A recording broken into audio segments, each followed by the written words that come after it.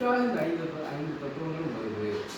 என்ன என்ன காரணத்துக்காக இவர் இந்த தத்துவங்கள் முறையாக கொண்டு வராரு அப்படிங்கும்போது தான் இறைவனுடைய 5 தொழில்கள் இங்கே வரும். ரொம்ப முக்கியமான விஷயம். நம்ம இதுக்காக இதை பற்றியே பேசுகிறோம். இறைவன் 5 தொழில்கள் செய்கிறார் அப்படிங்கிறது நம்ம சைவ சித்தாந்தத்துடைய ஒரு உண்மை. இந்த 5 தொழில்களையும் செய்வதற்காகத்தான் அவர் இந்த படிநிலைகளை கீழே இறங்கி வரார். ஸோ இப்போ இந்த 5 தத்துவங்கள்ல முதல் 2க்கு அரூபம்னு பேர். அதுக்கு உருவம் கிடையாது, அரூபம் தான். இதுக்கு சக்திக்கும் சிவனுக்குமே, சிவனுக்கும் சக்திக்கும் உருவம் கிடையாது, அரூபம். சதாசிவனுக்கு அரு உருவம், அதுதான் லிங்கம். இப்போ நம்ம வழிபடுற லிங்கம் சதா சிவன், சக்தியும் சிவனும் சேர்ந்த உருவம், ஈக்குவலா சேர்ந்த உருவம் சதா சிவன். ஈஸ்வரன் அப்படிங்கிறது உருவமுடையவர். சதாசிவன் அரு உருவம், ஈஸ்வரன் உருவமுடையவர், சதாக்கியமும் உருவமுடையவர். அப்போ 5ல முதல் 2 அரூபம், நடுவுல இருக்கிறது அரு உருவம், இது லிங்கம். கடைசியா இருக்கிற 2 உருவமுடையவர். இதை நம்ம மனசுல வச்சுக்கணும். இப்போ அந்த உருவமுடையது அப்படிங்கும் போதுதான் சதாசிவம் அருவுருவம், அது லிங்கம்னு சொல்றோம். இப்போ ஈஸ்வரம் அப்படிங்கிறது ஈஸ்வரன் உருவமுடையவர். உருவம்னு அது ஏற்கனவே லிங்கம்னு சொல்லியிருக்கோம். இதுக்கு என்ன உருவத்தை சொல்றோம்? இதுக்கு உருவம் என்ன சொல்றாங்கன்னா, லிங்கம் அரு உருவம். இங்க இந்த ஈஸ்வரனுக்கு 24 உருவங்கள் சொல்றாங்க. இதுதான், அதெல்லாம் நம்ம தெளிவாக படிச்சோம். 24 உருவங்கள் சொல்றாங்க. 24 உருவங்கள் எது எதுன்னா, உதாரணத்துக்கு நான் சொல்றேன். இப்போ தட்சிணாமூர்த்தி நம்ம கும்பிடுறோம், அதெல்லாம் ஈஸ்வர உருவம். விநாயகரை கும்பிடுறோம், அது ஈஸ்வர உருவம். முருகப்பெருமானை கும்பிடுறோம், அது ஈஸ்வர உருவம். பிச்சாடனரை கும்பிடுறோம். எல்லா உருவங்களுமே ஒரு சிவன் கோயிலில் போனீங்கன்னா சிவலிங்கம் உள்ள இருக்கிறார், அவர் சதாசிவம், ஒரு அரு உருவம். சிவன் கோயிலை சுற்றி நம்ம வச்சிருக்கிற எல்லா உருவங்களுமே ஈஸ்வர உருவம், ஈஸ்வர தத்துவத்திலிருந்து வந்த உருவங்கள். ஈஸ்வரன் தனி உருவம் கிடையாது, 24 உருவங்கள் சொல்றோம். 24 உருவங்கள்ல எல்லாமே அடக்கும். இப்போ சோமாஸ்கந்தர்னு ஒன்று சொன்னாருன்னா, விநாயகர், முருகன் இருப்பாரு, அம்பாள் இருப்பாரு, சாமி இருப்பாரு, எல்லாம் அதில் வந்துடும். தட்சிணாமூர்த்தி இருக்காரு. இப்போ மீனாட்சி கோயிலில் போய் பார்த்தீங்கன்னா எல்லா ஊர்த்தையும் பார்க்கலாம். ஏன்னா அதெல்லாம் அந்த காலத்து கோயில். இந்த பிரகாரத்தில் இருக்கிற எல்லா தெய்வங்களும் ஈஸ்வர மூர்த்திகள் தான், ஒவ்வொரு காரணங்களுக்காக வந்த உருவங்கள். இது எல்லாமே அந்த ஈஸ்வர தத்துவத்துக்குள்ள அடக்கும். இப்போ இறைவனை பற்றி படிக்கும்போது நம்ம முக்கியமாக தெரிஞ்சுக்கிற வேண்டியது இதெல்லாம் தெரிஞ்சுக்கிறோம். கோயிலுக்கு போகிறோம்னா என்ன, எங்கே இருக்கிறோம் நம்ம அப்படின்னு புரியணும்ல. யார் விநாயகர், முருகன்னா இந்த ஈஸ்வரத்துக்குள்ள அடக்கம் வரலாம். இது ஒரு முக்கியமானது. அடுத்து சதாக்கியம்னு இருக்கு பார்த்தீங்களா, இந்த சதாக்கியத்திலேருந்து வந்தவங்க தான் பிரம்மா, விஷ்ணு, ருத்ரன். இது நம்ம ரொம்ப முக்கியமாக தெரிஞ்சுக்கிறோம். பிரம்மா, விஷ்ணு, ருத்ரன், இந்த 3 பேரும் சதாக்கியத்திலிருந்து வந்தவங்க. இதெல்லாம் எழுதணும்னா கொஞ்சம் தெளிவா இருக்கும். இதுல எழுதி கொஞ்சம் பிரம்மா, விஷ்ணு, ருத்ரன், இவங்க எல்லாம் சதாக்கிய உருவம். தத்துவத்துல 5 தத்துவத்துக்குள்ள பிரம்மா, விஷ்ணு நம்ம எல்லாத்துக்குமே தெரியும். ருத்ரன் யாரை சொல்லுவாங்க? ருத்ரன்ங்கிறவரு அது அந்த தொழில்களை பார்க்கும்போது நம்ம பார்ப்போம். தொழில்கள் பார்க்குறோம்ல, இப்போ 5 தொழில்கள் கேள்வி எல்லாம் இதில் மறந்து கரெக்டாக நீ குறித்து வச்சுக்கல.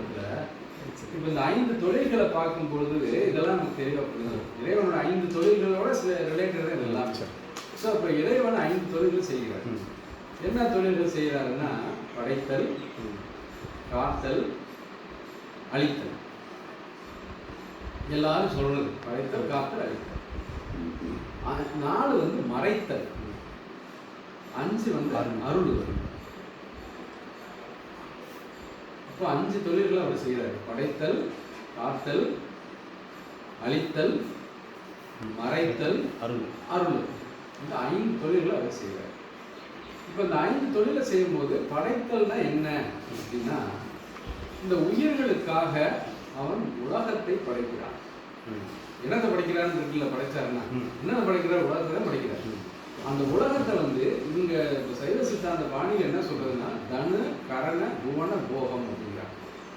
அது பின்னாடி நம்ம தெளிவாக அது போட ரொம்ப தெரிஞ்சுப்போம். தனு அப்படின்னா இந்த உடல் என்னை படைக்கிறாருன்னு வச்சுக்கோங்க. தனுன்னா உடல். ஸோ உடலை படைக்கிறார். வெறும் உடலை படைக்கிறாரா? அது கை கால் மூக்கு எல்லாம் ஆற்றலோட படைக்கிறார், இந்திரியங்களோட படைக்கிறார். அது பேர் கரணம்னு பேர். ஞானேந்திரியம், கர்மேந்திரியம், 5 கரணம்.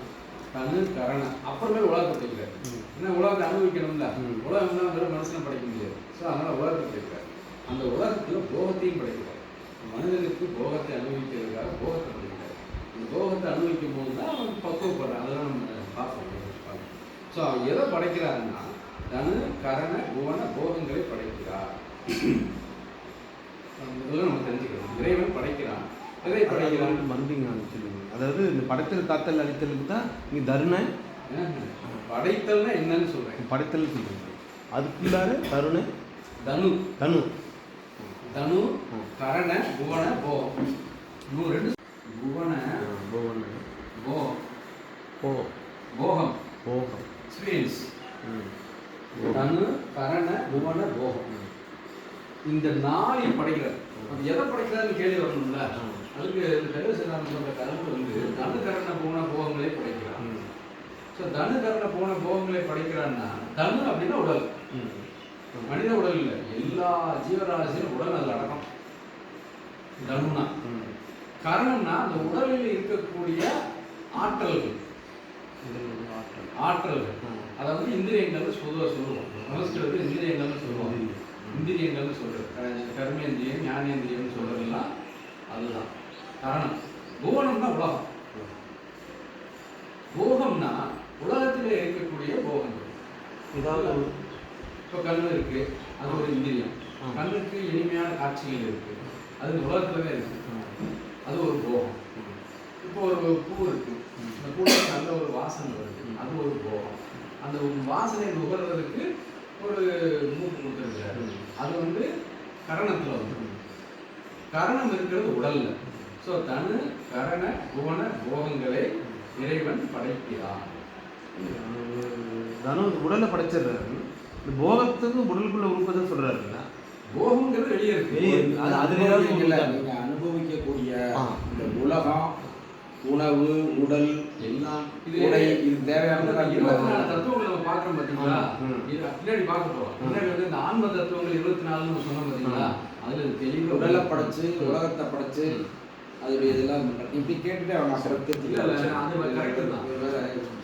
ஏன்னா அது வந்து இப்போ தனுகரண போகங்கிறது அந்த தத்துவங்கள் வந்துடும். அந்த போகங்களே 5 தத்துவம் வருது. அப்போ நம்ம அது இன்னும் கொஞ்சம் தெளிவாக புரியும். இப்போதைக்கு அவர் படைப்புனா என்னன்னா உலகத்தை படைக்கிறார். எதற்காக படைக்கிறார்? உயிர்களுக்காக படைக்கிறார். ஸோ இது சயின்டிஃபிக்காக இன்னும் கொஞ்சம் டெக்னிக்கலாக சொல்கிறதா இருந்தால் தனுகரண போகங்களை படைக்கிறார், இறைவன் படைக்கிறார். இந்த படைப்பு தொழிலை செய்வது யார் அப்படின்னா பிரம்மா. இதுக்காக தான் நம்ம பேசணும். இந்த 5 சில தத்துவங்கள் கடைசியா இருக்கிற தத்துவம் சதாக்கியம். இந்த சதாக்கியத்திலிருந்து வரக்கூடியது 3 உருவங்கள்: பிரம்மா, விஷ்ணு, உருத்திரன். அந்த பிரம்மா தான் இந்த படைப்பு தொழிலை செய்கிறார். என்ன தொழிலை செய்கிறார்? படைப்பு தொழிலை செய்கிறார். தனுகரண புவன போகங்களை படைக்கிறார். அடிப்படையாக தெரிஞ்சுக்கணும். அப்போ பிரம்மா யாருன்னா சிவன் தான் பிரம்மாங்கிற தொழிலை செய்கிறார். நம்ம இந்த 5 தொழிலை செஞ்சாலுமே எல்லா தொழிலையும் செய்வது அவர் தான். அவர் தான் வந்து பல உருவங்களை எடுத்து இந்த செயல்களை செய்கிறார். நம்ம அந்த பேதமே கிடையாது. யாதொரு தெய்வம் வணங்கினும் மாதொரு பாகரே வருவர். இது வந்து அருள்நந்தி சிவாச்சாரியரே சொல்லிட்டார். மெய்கண்டருடைய நேரடி மாணவர் சகலாகம பண்டிதர். எந்த தெய்வத்தை போய் கும்பிட்டாலும் அந்த தெய்வமா வந்து அருள் செய்யறது யாரு? சிவனும் சக்தியும் தான். மாதொரு பாகரே வருவர். நம்ம மேலே பார்த்துட்டோம். அவர் தான் இங்கே வராரு. இந்த சிவனும் சக்தியும் தான் சதாசிவமாக வராங்க. சதாசிவன் தான் திருப்பி ஈஸ்வர தத்துவங்களாக வராங்க. அவர் தான் சதாக்கியமாகவும் வராரு. ஆக இப்போ பிரம்மானா யாரும் தனியாக அவர் கிடையாது. பிரம்மா வந்து சிவசக்தி சொல்லுவாங்க எல்லாமே. ஸோ அந்த தொழிலை செய்யறதுனால அவருக்கு பிரம்மான்னு பேர். இந்த தொழிலை செய்யறதுக்காக அவர் கீழே இறங்கி வந்தனால தடஸ்த நிலைன்னு சொல்றோம். இறைவனுடைய தடத்த நிலையில் ஒன்று தான் பிரம்மா. இது நம்ம பிரம்மா. விஷ்ணு யாருன்னா இதே சதாக்கியத்தில் 2வது உருவம் விஷ்ணு. அவர் என்ன பண்றாரு? இதே தனு கரண குண போகங்களை காக்கிறார். இன்னும் ஒரு குறிப்பிட்ட காலத்துல அது காப்பாற்றணும். காப்பாற்றினா தான் நம்ம அனுபவிக்க முடியும். உலகம் அழிஞ்சிருச்சுன்னா எங்களுக்கு காப்பாற்றுறது. அதனால இந்த தனு கரண பூன போகங்கள் அனைத்தையும் காப்பவன் விஷ்ணு. விஷ்ணு யாரு? மேல இருந்து வந்தவங்க சிவசக்தி சொல்லுவாங்க. சிவசக்தி சொல்லுவாங்க மகாவிஷ்ணு. ஸோ அது காத்தல் தொழில். உருத்திரன்கிறவர் யாருன்னா அவர் தான் இந்த அழிக்கிற வேலையை செய்யறது. நீங்கள் இந்த பின்னாடி 24 தத்துவங்களை பார்த்தோம்னா இது எல்லாம் ஒன்றுலேருந்து ஒன்று வருது. வந்து பிரளய காலத்தில் திருப்பி போய் அடங்கும். ஸோ அப்போ வந்து இந்த அழித்தல்ங்கிறத ஒடுக்குதல்னு சொல்லுவாங்க. அது வந்து விரிக்கிறாரு, அப்புறம் ஒடுக்குறாரு. எல்லாமே மாயிலிருந்து விரிக்கிறாரு, அப்புறம் திருப்பி ஒடுக்குறாரு. இந்த தொழிலை செய்வது யாரு? உருத்திரன்னு சொல்லி. பொதுவாக நம்ம என்ன சொல்றோம்? சிவன் அழிக்கும் கடவுள்னு சொல்றோம்ல. உருத்திரனை தான் அவங்க சொல்றாங்க. உருத்திரனை தான் சிவன் சொல்லிக்கிறாங்க. ஆனால் எல்லாமே சிவன் தான் நம்மளை பொறுத்தளவில். அவங்களுக்கு பொறுத்த சொல்றதுனா சிவன் கிடையாது, உருத்திரன் சொல்லுவாங்க. படைத்தல் காத்தலுக்கு விளக்கம் புரிஞ்சுது. இந்த அழிக்கிறதுக்கு மட்டும் 2 உதாரணம் சொல்லுங்க. உதாரணம் வந்து பிரளய காலம். இப்போ பிரளயம்னு வச்சுக்கோங்க. இப்போ பிரளயத்தில் பல விதமான பிரளயங்கள் இருக்குது. அது ஒரு தனி கிளாஸாகவே நம்ம எடுக்கலாம். சொல்லுங்க. ஏன்னா இப்போ வந்து இப்போ கலியுகம் இருக்குது. இந்த கலியுகம்லாம் முடிஞ்சிருக்கு. இது மாதிரி இப்போ சதுர்யுகம் முடியுது. இந்த சதுர்யுகங்கள் 4 யுகங்கள். 4 யுகங்கள் முடிஞ்சிருச்சு. இப்போ இந்த 4 யுகங்கள் சேர்ந்ததை வந்து 70,000 சதுர்யுகம் சேர்ந்தது வந்து பிரம்மாவுக்கு ஒரு பகல்ங்கிறாங்க. இது மாதிரி 2 நாள் அவருக்கு. இப்படியே அவர் பிரம்மாவோட ஆயுசு முடியுதுன்னு வச்சுக்கோங்க. அப்போ இந்த உலகம்னா எங்கே பிரம்மா இல்லாட்டி எங்கே போகும்? இதை ஒருத்தர் ஒடுக்கி வைக்கணும். அந்த வேலையை செய்கிறவர் உருத்திரன். இது வந்து மகா பிரளயம். அழித்தல்னா ஒடுக்குதல். ஒடுக்குதல். மகா பிரளயத்தை அவர் செய்கிறாரு. இது மட்டும் இல்லை, ஒரு தனிப்பட்ட முறையில் எடுத்துக்குவோம். இப்போ நம்ம உடலவே எடுத்துக்குவோம். இந்த உடலை வந்து பிரம்மா படைச்சிருக்காரு, காப்பாற்றிட்டு வராரு. சிவனே மகாவிஷ்ணுங்கிற ரூபா காப்பாற்றிட்டு வராரு. இப்போ உடல்ல இருந்து வேற ஒரு உடலுக்கு உயிர் போயிடுச்சுன்னு வச்சுக்கோங்க. அப்போ இந்த உடல் என்ன ஆகுது? அழியும். அது எங்க இருந்து போகுது? இதே பஞ்சபூதங்களால் உருவாச்சு, திருப்பி பஞ்சபூதமாக போகுது. நிலம், நீர், நெருப்பு, காற்றுங்கிற பஞ்சபூதத்தில் இது வந்தது. அதே பஞ்சபூதங்களாக திருப்பி போயிடுது. இப்போ இந்த வேலையை செய்கிறவர் உருத்திரன் தான். ஸோ அந்த உருத்திரன் வந்து பிரளய காலத்தில் மட்டும் செயல்படலை. ஒவ்வொரு இடத்துலையுமே படைத்தல் காத்தல் அழித்தல் இருக்கு. ஒரு மனிதருக்கும் இருக்கிறது. இது ஒரு கிட்டத்தட்ட நம்ம ஒரு மனிதனை பொறுத்தவரை அது ஒரு அழிவு. பிரம்மா படைக்கிறார், தனுகரண பூன போகங்களை படைக்கிறார். விஷ்ணு காக்கிறார், தனுகரண பூன போகங்களை காக்கிறார். உருத்திரன் இதே தனுகரண பூன போகங்களை ஒடுக்குகிறார், இல்லை அழிக்கிறார். ஸோ அப்போ படைத்தல், காத்தல், அழித்தல் 3 செய்யறது பிரம்மா, விஷ்ணு, உருத்திரன். இப்போ இது வந்து சதாக்கிய தத்துவத்திலிருந்து வருது. இது போக சைவ சித்தாந்தம் இன்னும் 2 தொழில் சொல்லுது. இது வந்து ரொம்ப ஒரு தனிப்பட்ட ஒரு கருத்து, ஒரு யூனிக் ஃபிலாசபின்னு சொல்லலாம். யூனிக் ஃபிலாசபின்னா வேற எந்த தத்துவத்தில் இது கிடையாது. இறைவன் என்னன்னா 3 தொழில் தான் செய்வா இருப்பாங்க: படைத்தல், காத்தல், அழித்தல். சைவ சித்தாந்தம் மறைத்தல் அப்படின்னு ஒரு தொழிலை செய்கிறாருன்னு சொல்லுது. அப்புறம் அருளல்னு ஒரு தொழில் செய்கிறாருன்னு சொல்லுது. இப்போ இந்த மறைத்தல்னா என்ன அப்படிங்கிறதுல ஒரு பெரிய குழப்பம் நிலவுகிறது. மறைத்தல் அப்படின்னா என்ன? இறைவன் வந்து எதுக்கு மறைக்கணும்? எதை மறைக்கிறாரு? ஏன் அவர் மறைத்தல் தொழிலை போய் செய்துட்டு இருக்கிறாரு அப்படிங்கிறது ஒவ்வொருத்தரும் ஒவ்வொரு விதமான விளக்கங்கள் இருக்குது. நம்ம ஆச்சாரியர்கள் நம்ம புரிஞ்சுக்கிற அளவுக்கு நான் என்ன சொல்கிறேன்னா, மறைத்தல்ங்கிறது என்னன்னா நம்மளுடைய விருப்பம்தான். இப்போ நம்ம வந்து ஒரு இறைவன்கிட்ட போய் ஒன்று கேட்குறோன்னு வச்சுக்கோங்க. இறைவன் என்ன பண்ணுறாரு? இது என்னுடைய கருத்து, சாமி தப்பாக இருந்தால் யாருமே என்னுடைய கருத்து இது. ஏன்னா சாஸ்திரங்கள் இருக்கு ஒரு சிலருக்கு. இறைவன்கிட்ட போய் ஒருத்தர் ஒன்று வேண்டுறாரு, எனக்கு பணம் வேணும்னு வேண்டுறாரு. அப்படின்னா இறைவன் பணத்தை கொடுக்குறாரு அப்படின்னு வச்சுக்கோங்க. பணத்தை ஏன் கொடுக்குறாரு? இவர் கேட்குறாரு, வேண்டியாருக்கு வேண்டியாங்க ஈவன் இறைவன் பணத்தை கொடுக்குறாரு. இப்போ ஒரு பணம் வந்துருச்சு, அந்த பிரச்சனை தீர்ந்தது. இது எல்லா பிரச்சனையும் தீர்ந்து போச்சா? இல்லை. அந்த பணத்தினாலே வேற சில பிரச்சனை திருப்பி இறைவன்கிட்ட ஓடுறாரு, அந்த பிரச்சனையை தீர்த்து வைங்கிறாரு. அப்போ அந்த பிரச்சனையை அவர் தீர்த்து வைக்கிறார். அப்போ முதல்ல பணத்தை கொடுக்கும் போதே இவர் வந்து எனக்கு பணம்லாம் வேணாம்ப்பா, நான் முக்தியை கொடுக்குறேன் அப்படின்னு சொல்றது இல்லை. முக்தின்னு ஒன்று இருக்கு, அதை அடைஞ்சிட்டா எந்த பிரச்சனையும் இல்லை, பேரும்பத்தில் இருக்கலாங்கிறது தான் உண்மை. ஆனால் யாருமே போய் எனக்கு முக்தியை கொடுங்க இறைவன்கிட்ட கேட்கறது ஏன்னாலும் தான் கேட்குறாங்க. ஒருத்தனை என்ன பண்ணி பணத்தை கேட்குறேன், உடல் ஆரோக்கியத்தை கேட்குறேன், ஏதாவது பிரச்சனைனா வெளியே கேட்குறேன், தேவர்களுக்கு போனால் எனக்கு அசுரன்ட்டு வந்து காப்பாற்றுங்கிறேன். எல்லாத்துக்கும் ஏதோ காரணத்தோடு தான் போகிறேன். ஒவ்வொரு காரணத்தோடையும் போகும்போது இறைவன் அந்தந்த காரணத்துக்கு ஏற்றாப்புல அதை சால்வ் பண்ணி விட்டுறாரு. அதனாலதான் இந்த மறைத்தல் தொழிலுக்கு மட்டும் அவர் பல உருவங்கள் வச்சிருக்காரு. மற்றதுக்கெல்லாம் ஒவ்வொரு உருவம் தான், நீ பார்த்தா தெரியும். மறைத்தல் தொழிலுக்கு எத்தனை உருவம் வச்சிருக்கிறாரு? பல உருவங்கள் வச்சிருக்கிறாரு. 25 உருவங்கள் வச்சிருக்கிறாரு. இன்னும் நிறைய உருவங்கள் வச்சிருக்கிறாரு. இப்ப தேவர் போய் சூரபத்மனை அழிக்கணும்னு கேட்டா அவர் முருகனா வராது. ஏன்னா முருகனா வந்தாதான் அவனை அழிக்க முடியும். இவன் போய் முக்தியை குருன்னு கேட்டிருந்தானே முருகன் வந்திருக்க மாட்டாரு. இப்போ தேவருக்கு மட்டும் இல்லை, மனிதர்களுக்கு அப்படிதான். இப்போ எதை மறைக்கிறாரு அப்படின்னா அவர் முக்தியை மறைக்கிறாரு, வேற ஒன்றையும் மறைக்கல. முக்தியும் ஒன்னால் அவர் கொடுக்க முடியும், ஆனால் அவர் முக்தியும் மறைக்கிறாரு. எதுக்காகன்னா அந்த உயிர்களுக்கு அந்த பக்குவம் இன்னும் வரலை, அவன் கேட்டே வரல. அவன் என்ன கேட்குறானோ அது கொடுப்பார். அவன் முக்தியை கேட்குற அளவுக்கு அவனுக்கு வளர்ந்து வரணும். அதுக்கு தான் அந்த படைப்பு எல்லாமே பண்ணுறாரு. ஒரு காலத்தில் வருவாங்க, அது வரைக்கும் அவன் கேட்குறதெல்லாம் கொடுப்பார். வேண்டியாருக்கு வேண்டியாங்க ஈவான் கான், இதுதான் மறைத்தல். அவன் முக்தி எல்லாருக்கும் வர கொடுக்க முடியும், இவன் கேட்குறப்போ கொடுப்பார். இதில் என்ன ஒரு பெரிய சீக்ரெட்னா, அவர் வந்து முக்தியை கொடுக்குற மாதிரி ஒருத்தர் கேட்டுட்டான்னு வச்சுக்கோங்க, எனக்கு முக்தியை கொடுப்பான்னு போய் இறைவன் உண்மையாக கேட்டானா அவர் வந்து மற்ற எல்லாத்தையுமே அவனுக்காக சாதகமாக அமைச்சு விட்டுருவார். அவனுடைய கர்மம் பிராரப்தம் எல்லாத்தையுமே அவனுக்கு ஏற்ற மாதிரி சாதகமாக அமைச்சு அவன் முக்தியில் கொண்டு ஈஸியாக சேர்த்துக்குவார். ஆனால் யாரும் அதை கேட்கறது, அவனுக்கு அவன் பிரச்சனை, அந்த அன்னைக்கு பிரச்சனை இருக்குது, அதை கேட்குறாங்க. ஒவ்வொருத்தருக்கும் ஒரு பிரச்சனை இருக்கும், பிரச்சனை அது முடிஞ்சுன்னா வேற ஒரு பிரச்சனை வரும், திருப்பி கேட்பாங்க. இதையும் அவர் என்கரேஜ் பண்ணுறாரு. இறைவன் வந்து தப்புன்னு சொல்லவே கிடையாது. எல்லாத்தையும் வந்து அவர் என்ன சொல்கிறாரு, என்கிட்ட வந்து முக்கியங்கள் அவர் சொல்கிறதே கிடையாது. என்ன பிரச்சனை அந்த பிரச்சனைக்கு இறைவன் தான் போகும், அதுக்கு ஒரு தீர்வு சொல்லுவார். அவனால் முடியல, நம்ம தான் செய்யணும். அப்போது மறைத்தால் எதை மறைக்கிறார்? முக்தியை மறைக்கிறார். இதுதான் அர்த்தம். இப்போ இந்த உயிர் பக்குவம் அடைஞ்சிருச்சு, இதெல்லாம் எனக்கு இதெல்லாம் போதுமப்பா, முக்தியை கொடுத்துரு, அவனுடைய பேரின்பத்தை அனுபவிக்கணும், அவன் திருவடிக்கு வந்துடணும் அப்படின்னு சொல்லிட்டாங்கன்னா அவர் அடுத்து செய்ய வேண்டிய வேலை என்ன? அருளல். அந்த அருளல்ங்கிறது தான் சதாசிவம் செய்கிறார். அருளலுக்கு வந்து இத்தனை உருவம்லாம் தேவையில்லை அவருக்கு, உருவம் ஒன்று போதும் அவருக்கு. சதாசிவம் செய்கிறார். சதாசிவத்தின் தொழில் என்ன? அருள். ஸோ அருளல் என்ற தொழிலை செய்பவர் சதாசிவம், அவர் தான் சிவலிங்கம் உள்ளே இருப்பவர். இப்போ நம்மளுடைய மற்ற தேவைகள் 1000 இருந்தாலும் ஒவ்வொன்றுக்கும் ஒரு மூர்த்தியாக அவர் வருவார்.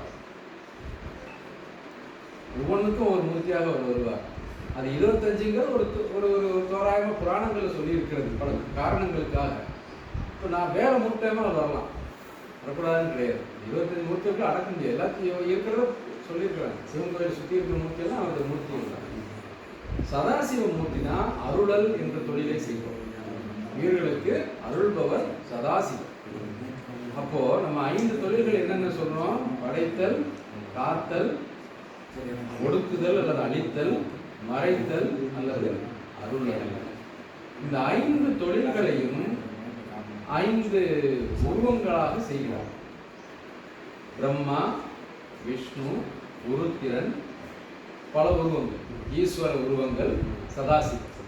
சதாசிவம் அரு உருவம், ஈஸ்வரன் பல உருவங்கள், பிரம்மா, விஷ்ணு, உருத்திரன் உருவங்கள். ஸோ இந்த உருவங்களும் அரு உருவம் சேர்ந்து எல்லா தொழில்களையும் செய்கிறது. எல்லா தொழில்களும் 5 தொழில்களை ஆற்றுகிறது. அப்படி இப்போ இந்த ஒரு உயிர் வந்து முக்தி அடையணும்னு கேட்டுட்டாருன்னா அவர் மிகப்பெரிய உபகாரம் என்ன செய்யறாருன்னா மற்ற எல்லாத்தையும் அவனுக்கு ஏற்றாப்புல அரேஞ்ச்மெண்ட் கொடுத்துருவார். அது ஒரு உண்மை இருக்குது. அரேஞ்ச்மெண்ட் கொடுத்துருவாங்கன்னா பிராரப்தம் ஒன்று இருக்கும் ஒவ்வொருத்தருக்கும். அது வினை கொள்கையெல்லாம் நம்ம தனியாக அந்த டாப்பிக்கில் அதை பேசுவோம். அந்த வாழ்க்கை அனுபவிக்கணும் ஒன்று இருக்கும். ஆனால் முக்தியை மட்டும் விரும்பிட்டான்னா மற்ற எல்லாத்தையும் அவர் அதுக்கு ஏற்றாப்புல செட் பண்ணிடுவார். ஏன்னா வேண்டுதலோட உயர்ந்தா இருக்குது, இதுக்காக அவர் எல்லாத்தையும் செஞ்சு வாராரு. இவனுக்கு ஓரளவுக்கு பக்கம் வந்திருக்கப்பா அப்படின்னு தெரிஞ்சுட்டாருன்னா எல்லாத்தையும் அரேஞ்ச் பண்ணிடுவார். அரேஞ்ச் பண்ணிட்டு முக்தியை சேர்த்துவார். அதனால தான் அந்த அடியவர்களுக்கு அவ்வளோ ஒரு பெரிய உபகாரம், பெரிய மரியாதை. காரணம் என்னன்னா அடியவர்கள் ஏன் வந்து முக்தியை வேண்டாம், முக்தியை வேண்டவர்களுக்கே ஒரு பெரிய மரியாதை.